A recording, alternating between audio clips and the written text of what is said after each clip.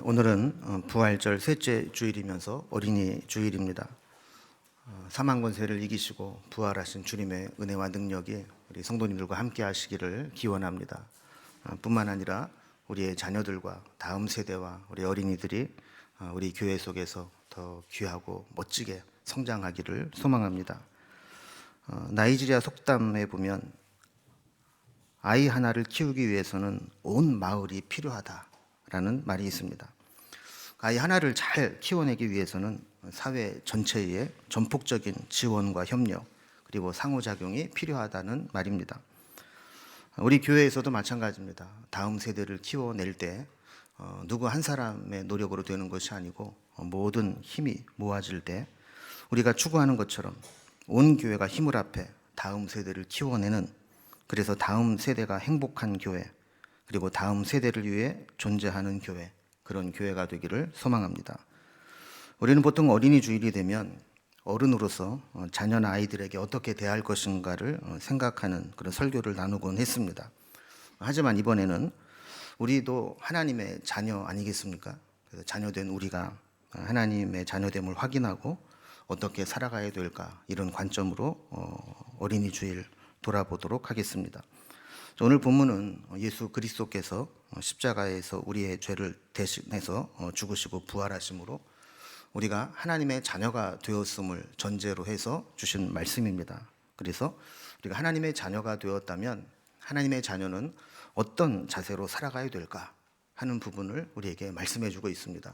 세 가지를 한번 살펴보려고 하는데, 첫 번째는 우리가 하나님의 자녀로서의 정체성을 가지고 살아가야 된다라는 것입니다.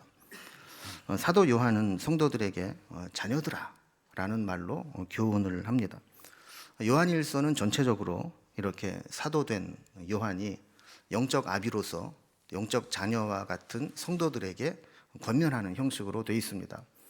그러나 우리는 영적 스승에게 자녀와 같은 존재이기도 하지만 그 이전에 하나님의 자녀가 되었다라는 사실을 기억해야 됩니다. 여러분, 우리가 거듭났다라는 말을 하는데, 거듭났다라고 하는 것은 육신의 부모로부터 태어날 뿐만 아니라 영적으로 하나님으로부터 다시 태어났다라는 의미입니다. 그래서 자녀가 되는 방법은 두 가지가 있는데, 하나는 그분에게서 태어나든지 아니면 양자로 택함을 받으면 자녀가 되는 것이죠. 성경은 우리가 하나님의 자녀가 되었다고 할 때 먼저 하나님께로부터 나음을 받음으로 자녀가 되었다라고 이야기합니다. 그래서 2장 29절에 보면 너희가 그가 의로우신 줄을 알면 의를 행하는 자마다 그에게서 난 줄을 알리라. 났다라는 걸 태어났다라는 것이거든요. 하나님께로부터 태어났기 때문에 하나님의 자녀가 되었다는 겁니다. 또한 3장 9절에서도 하나님께로부터 난 자마다 죄를 짓지 아니하나니, 하나님께로부터 태어난 존재다라는 것을 이야기하고 있죠. 두 번째로 하나님의 자녀가 되는 것은 양자가 되어서 자녀로 여김을 받는 것입니다.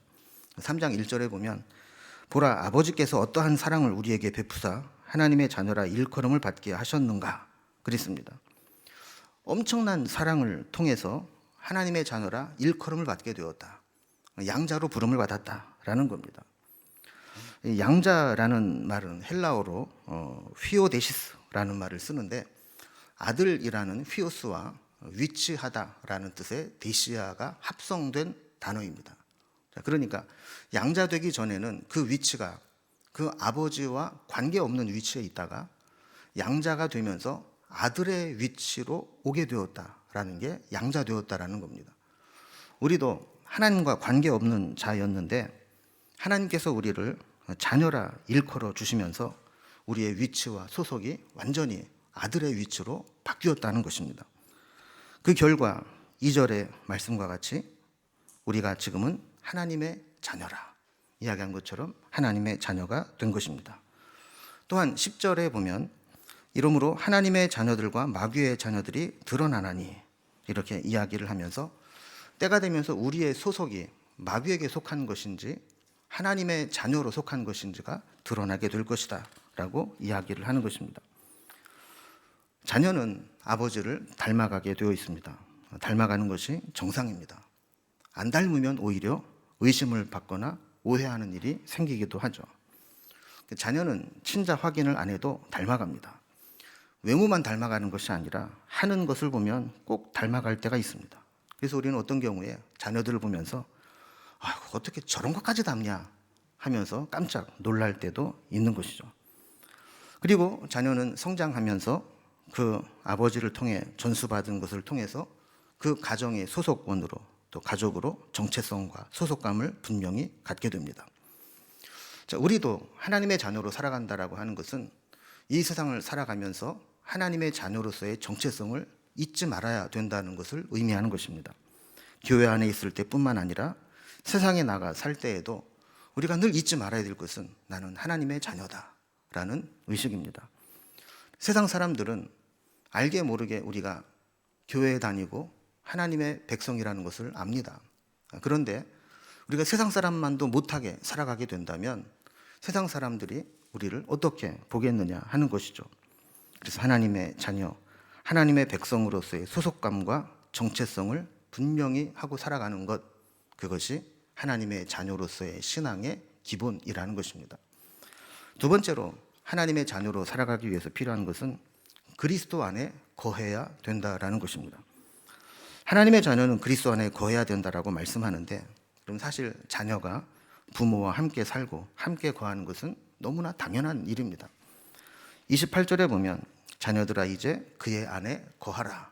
그리고 3장 6절에도 보면 그 안에 거하는 자마다 범죄하지 아니하나니, 그러면서 그 안에 거하는 것을 강조하고 있습니다.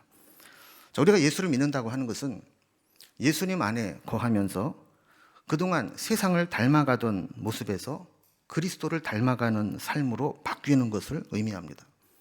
자, 거하다라는 말의 원어적 의미는 영구적인 주소를 정하다라는 의미입니다.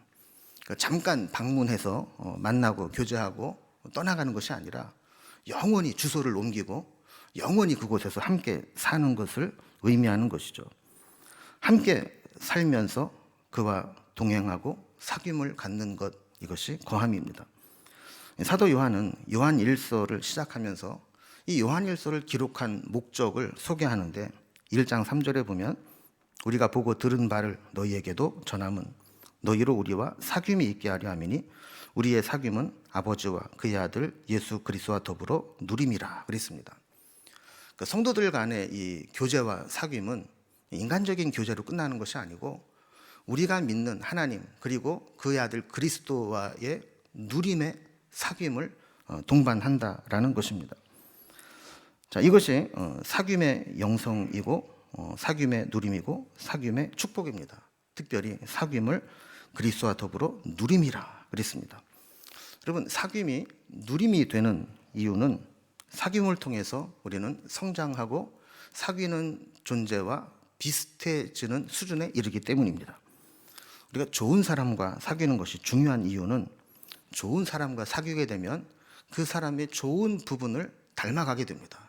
그리고 그에 맞게 성장해서 비슷한 수준이 됩니다.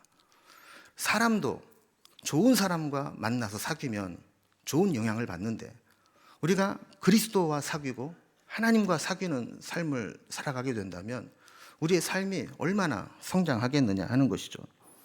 요한 1서는 보면 거한다라는 표현을 계속 반복해서 쓰고 있습니다. 혹시 다음에 요한 1서를 읽으실 기회가 있으면 여기 거한다라는 말이 몇 번 나오고 또 거한다는 것이 어떻게 설명되고 있는지를 좀 보시면 도움이 또 될 것입니다. 거한다라는 말의 또 다른 표현은 그 안에서 산다라는 것입니다. 2장 6절에 보면 그의 안에 산다고 하는 자는 그가 행하시는 대로 자기도 행할지니라. 자, 주님 안에서 사는 자들, 그가 그 안에 거하는 자라 하는 것입니다. 우리가 주님을 영접함으로 주님은 우리 안에 오시게 되죠. 그런데 또 한편으로는 우리도 주님 안에 거해야 됩니다.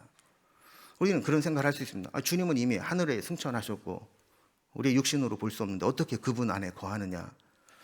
그 비밀은 성경에서 우리에게 이렇게 가르쳐 줍니다. 3장 24절을 보면 그의 계명을 지키는 자는 주 안에 거하고 주는 그 안에 거하시나니 우리에게 주신 성령으로 말미암아 그가 우리 안에 거하시는 줄을 우리가 아느니라 그랬습니다. 4장 13절에도 보면 그의 성령을 우리에게 주심으로 우리가 그 안에 거하고 그가 우리 안에 거하시는 줄을 아느니라 그랬습니다. 그러니까 우리가 주님 안에 거하는 비밀은 말씀과 성령에 있습니다. 주님 안에 거한다라고 하는 것은 우리가 말씀을 떠나지 아니하고 우리의 모든 언행 심사가 그 말씀에 비추어 점검을 받는 것을 의미하는 것입니다. 뿐만 아니라 우리에게 주신 성령의 인도하심에 민감함을 늘 유지하면서 성령의 이끄심을 받는 것입니다. 하나님의 자녀는 성도들과도 영적인 교제가 있어야 하지만 동시에 주님 안에 거하며 주님과 동행하며 주님과 사귀며 살아가는 것을 의미하는 것입니다. 우리는 오늘 정말 말씀과 성령 안에서 주님과 함께 동행하고 교제하고 거하고 살아가는지 한번 돌아보는 기회가 되기를 바랍니다. 세 번째로 하나님의 자녀로 살아가는 방법은 주님 오심을 기다리며 거룩한 삶을 살아가는 것입니다. 성경은 우리에게 우리가 하나님의 자녀가 되었다는 것이 하나님의 엄청난 사랑을 받은 것을 전제로 하고 있다라고 이야기를 합니다. 그래서 1절을 보면 보라 아버지께서 어떠한 사랑을 우리에게 베푸사 하나님의 자녀라 일컬음 받게 하셨는가. 도대체 그 사랑이 어떠한 사랑이길래 우리를 하나님의 자녀로 일컬어 주셨는가 하는 것이죠. 이게 어떠한 사랑에 이 어떠한이라고 표현한 헬라어 포타페는 영어로는 what kind of country라는 의미를 가지고 있습니다. 그러니까 이 세상 어떤 나라에서 이와 같은 사랑을 찾을 수 있겠는가 하는 것이죠. 이 세상에서는 찾을 수 없는 전혀 이 세상과는 다른 범주에 속한 크고 놀라운 무한히 경이로운 사랑을 통해서 우리는 하나님의 자녀가 되었다라는 것을 전제로 하는 것입니다. 하나님의 독생하신 아들 예수 그리스도를 우리 대신 죽게 하셨으니 이보다 더 큰 사랑이 어디 있겠습니까? 그런데 그 주님이 지금은 우리 눈에 보이지 않지만 때가 되면 우리에게 다시 오실 것입니다. 다시 만나게 될 것입니다. 그 날을 소망하면서 기다리면서 그분을 맞이할 수 있도록 준비하는 거룩한 삶을 사는 것이 하나님의 자녀의 마땅한 삶이라는 겁니다. 28절을 보면 이는 주께서 나타내신 바 되면 그가 강림하실 때에 우리로 담대함을 얻어 그 앞에서 부끄럽지 않게 하려 함이라 그랬습니다. 우리를 살리시기 위해 대신 죽으셨던 주님께서 다시 오시게 될 때 우리는 주님 앞에 서게 될 것이라는 것이죠. 그때 부끄럽지 않도록 우리의 삶을 준비하는 것, 이것이 주님의 자녀로서의 삶의 자세라는 겁니다. 2절 말씀을 보면 우리가 지금은 하나님의 자녀라. 장래에 어떻게 될는지 아직 나타나지 아니하였으나 그가 나타나시면 우리가 그와 같을 줄을 아는 것은 그의 참모습 그대로 볼 것이기 때문이니 그랬습니다. 주님이 다시 오시게 될 때 우리도 그와 같이 되어 있는 것을 보게 되어야 한다라는 겁니다. 그동안 주님을 닮아가며 주님 안에 거하며 주님처럼 성장해 있어야 된다라는 겁니다. 여러분, 부부가 닮는다라는 말을 합니다. 왜 부부가 닮겠습니까? 함께한 세월만큼 서로에게 적응이 되고 익숙해집니다. 비슷한 감정의 교류를 하면서 사귐을 통해서 서로 비슷해지니까 나중에는 표정까지 닮아지는 겁니다. 그래서 어떤 외형적인 모습이 닮았다기보다는 분위기, 표정, 그의 감정선들이 함께 닮아가기 때문에 왠지 모르게 닮았다라는 것을 느끼게 되는 것이죠. 우리가 지금은 잘 모르지만 다시 오신 주님을 만나게 되어 주님의 참모습을 보게 될 때 어떤 사람이 신앙생활을 잘했느냐 하면 내가 주님을 많이 닮아 있었구나. 내가 주님처럼 그렇게 살았구나 라는 것을 느끼는 사람이 진짜 신앙생활을 잘한 사람이라는 겁니다. 주님과 같이 되려면 주님처럼 깨끗함을 유지해야 됩니다. 3절에 보면 주를 향하여 이 소망을 가진 자마다 그의 깨끗하심과 같이 자기를 깨끗하게 하느니라 그랬습니다. 여러분, 사귀려면 비슷해야 됩니다. 우리가 사귀는 그 주님이 깨끗하신 분이라면 우리도 깨끗함을 유지해야 되는 것입니다. 여러분, 우리는 천국에 가기 위해서 거룩한 삶을 사는 것이 아니라 이미 천국에 갈 자들이기 때문에 천국 백성으로 합당하게 거룩한 삶을 살아가게 되는 겁니다. 그래서 주님을 향해서 우리는 정말 깨끗해져 있는가, 그 주님 맞이할 수 있는, 주님을 닮아가는 모습들을 가지고 있는가를 볼 필요가 있는 것이죠. 우리가 깨끗해진다라고 하는 것은 불법을 싫어하게 된다는 것을 의미하기도 합니다. 죄의 속성은 불법을 정당화하고 합리화하는 것입니다. 그러나 자기를 깨끗하게 하는 자는 죄가 불법임을 알고 불법에서 벗어나려고 합니다. 4절에 보면 죄를 짓는 자마다 불법을 행하나니 죄는 불법이라 그랬습니다. 죄를 정당화하고 합리화하는 것이 아니라 그것은 불법임을 인정하고 거기에서 벗어나려고 해야 하나님의 백성이라는 것이죠. 주님은 5절에서 그가 우리 죄를 없애려고 나타나신 것을 너희가 아나니 그에게는 죄가 없느니라 그랬습니다. 주님은 이미 우리가 지은 죄를 용서하기 위해서 오시기도 하셨지만 우리의 모든 죄를 없애려고 오시기도 하셨다라는 것입니다. 이 말은 우리가 지을 수 있는 죄를 이기는 힘을 주시기 위해서 오셨다라는 겁니다. 그래서 우리는 죄와 싸워 이길 힘을 얻게 된 존재들입니다. 6절에 보면 그 안에 거하는 자마다 범죄하지 아니하나니 범죄하는 자마다 그를 보지도 못하였고 그를 알지도 못하였느니라 그랬습니다. 주 안에 거하는 자는 범죄하지 않는다는 거예요.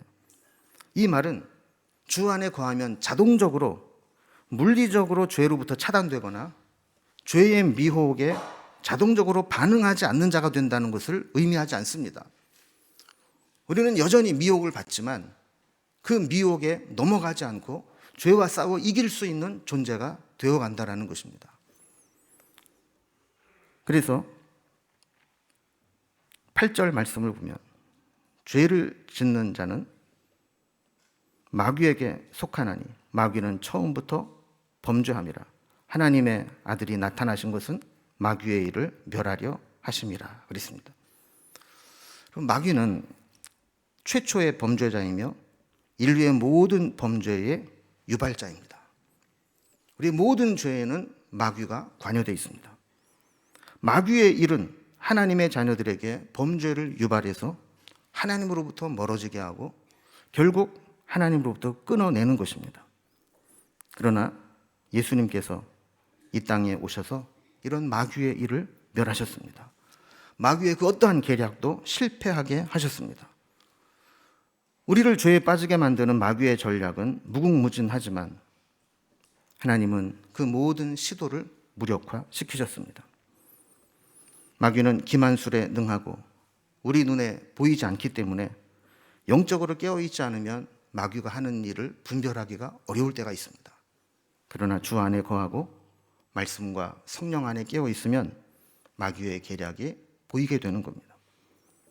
그래서 9절에 보면 하나님께로부터 난 자마다 죄를 짓지 아니하나니 이는 하나님의 씨가 그의 속에 거하며 그도 범죄하지 못하는 것은 하나님께로부터 났음이라.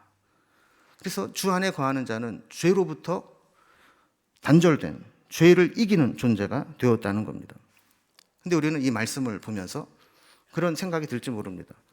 근데 나는 실제로 죄를 짓는데 내가 예수 믿고 주 안에 거한다고 자부하지만 현실 속에서는 죄를 짓는데 어떻게 받아들여야 될까라는 것이죠. 여러분, 여기에서 죄를 짓는다라는 표현에 짓다라는 단어는 현재 능동태 분사형을 사용하고 있습니다. 현재 능동태 분사형을 사용할 때에는 습관적으로 반복해서 지속적으로 행동하는 것을 나타낼 때 쓰는 시제입니다. 그러니까 죄를 짓는다, 죄를 짓지 않는다, 이 표현은 습관적으로 반복해서 지속적으로 죄 가운데 거하지 않는다라는 것을 의미하는 것이죠. 주님 오심을 소망 가운데 기다리며 주 안에 거하는 자는 어쩌다 실수로 죄에 넘어질 수는 있지만 습관적으로 죄를 반복해서 짓지는 않는다는 것입니다. 여러분, 사람이 죄인 줄 알면서도 죄를 짓는 경우는 크게 두 가지입니다. 하나는 그 죄를 지을 때 그 결과, 그것이 나에게 유익이 된다고 판단하거나 아니면 나에게 어떤 쾌감을 주기 때문에 그런 것이죠. 죄인 줄 알지만 경제적으로든 다른 부가가치든 나에게 이익이 된다고 생각할 때 우리는 죄에 넘어지기 쉽습니다. 뿐만 아니라 죄인 줄 알지만 끊을 수 없는 쾌락을 안겨주게 될 때 그 쾌락에 굴복하기도 합니다. 갈등도 하고 영적 싸움도 하지만 믿음으로 살지 않으면 여기에 넘어지게 되는 것이죠. 그러나 하나님의 자녀가 된 자, 주 안에 거하는 자, 소망 중에 주님의 다시 오심을 기다리는 자는 더 이상 죄를 지으면서 행복감을 느끼지 않습니다. 죄로 인해 일시적 단맛이 빠져버리고 나면 그 후에 찾아오는 영적인 허탈감과 고통이 더 큼을 알기 때문입니다. 여러분, 진정한 성도의 기쁨은 죄가 가져다주는 일시적 쾌락이 아니라 죄와 싸워 이기고 났을 때 영적인 승리감을 맛볼 때입니다. 여러분, 우리는 죄를 대하는 태도를 보면 그가 어디에 속한 자인지를 알게 됩니다. 예전에 어떤 교수님이 강의하는 내용 중에 재미있는 부분이 있었습니다.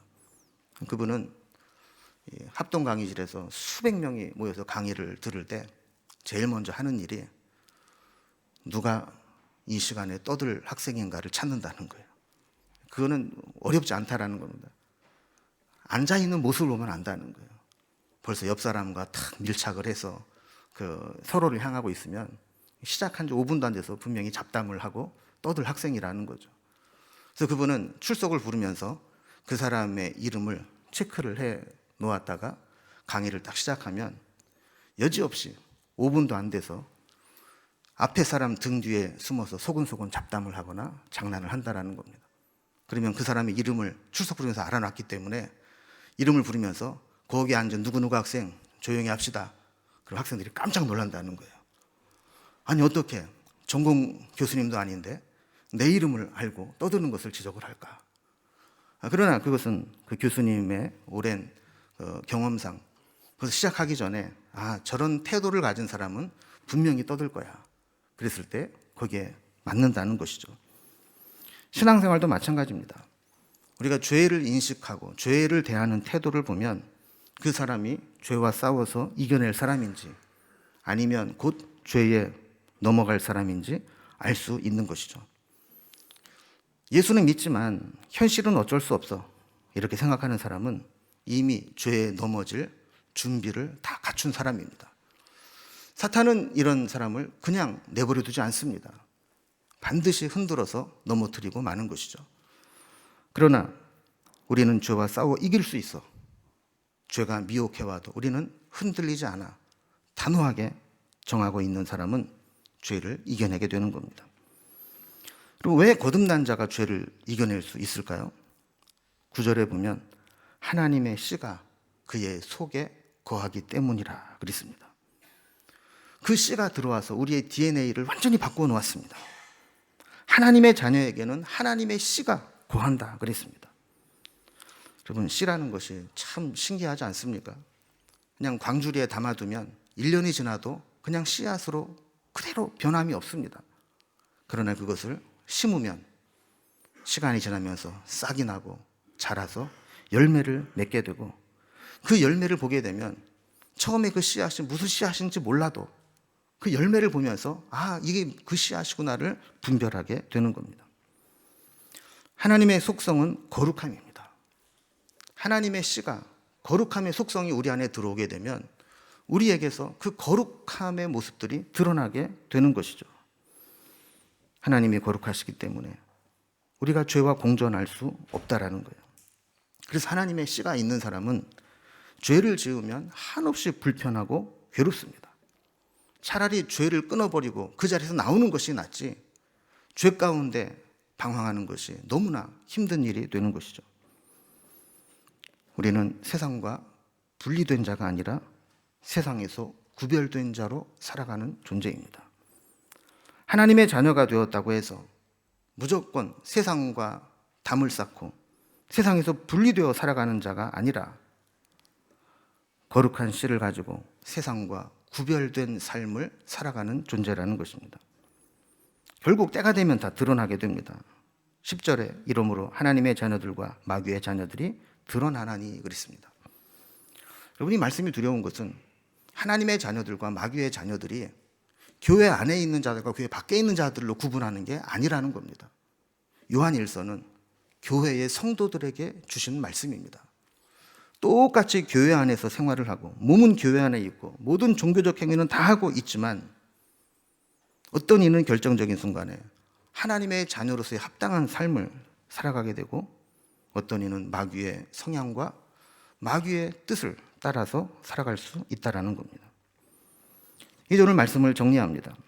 우리가 하나님의 자녀로 살아가기 위해서 세 가지 자세가 필요하다 그랬습니다. 먼저는 하나님의 자녀라고 하는 정체성과 소속감을 가지고 살아야 된다라고 했습니다. 우리는 늘 이 소속감과 정체성을 수시로 확인하며 살아야 합니다. 이거를 못하면 한순간에 넘어집니다.